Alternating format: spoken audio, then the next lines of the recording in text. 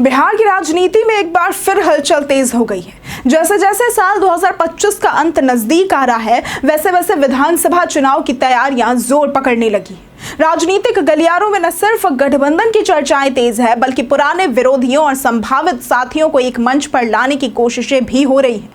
ऐसे में एक बड़ी राजनीतिक खबर सामने आई है। केंद्रीय मंत्री और लोक जनशक्ति पार्टी रामविलास के प्रमुख चिराग पासवान ने यह साफ कर दिया है कि राजद और तेजस्वी यादव के साथ उनका कोई भी गठबंधन नहीं हो सकता है। तो अब आपको बताते हैं कि चिराग पासवान ने क्या कुछ कहा था। तो हाल ही में नवादा जिले में चिराग पासवान और तेजस्वी यादव की एक मुलाकात ने राजनीतिक पारा बढ़ा दिया था।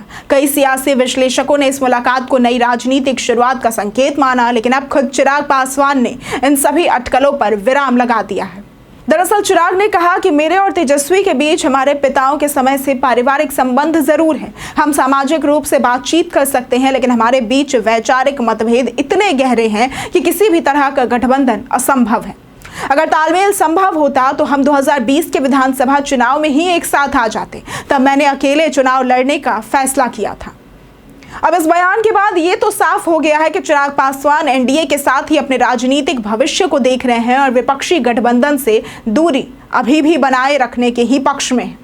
हालांकि चिराग पासवान ने अपनी बात को सिर्फ राजनीतिक तक सीमित नहीं रखा। उन्होंने ये भी कहा कि तेजस्वी यादव उनके पारिवारिक मित्र है और उन्होंने उन्हें हाल ही में बेटे के जन्म पर शुभकामनाएं भी दी। चिराग ने इस मामले पर कहा कि मुझे खुशी है कि मेरे भतीजे का जन्म हुआ है। अगर एक पारिवारिक मुलाकात हो गई तो उसे राजनीतिक रंग देना ठीक नहीं होगा। पिछली बार जब हम मिले थे तो उसे एक बैठक भी नहीं कहा जा सकता। इस बयान से यह स्पष्ट होता है कि चिराग व्यक्तिगत रिश्तों और राजनीति को अलग रखने में विश्वास रखते हैं। अब बात करते हैं 2025 के चुनाव की। तो बिहार की राजनीति इस बार भी दो ध्रुवों में बटी नजर आ रही है। एक और है एनडीए गठबंधन, जिसमें भाजपा, जदयू, लोजपा रामविलास, जीतन राम मांझी की पार्टी हम और उपेंद्र कुशवाहा की आरएलएस शामिल है।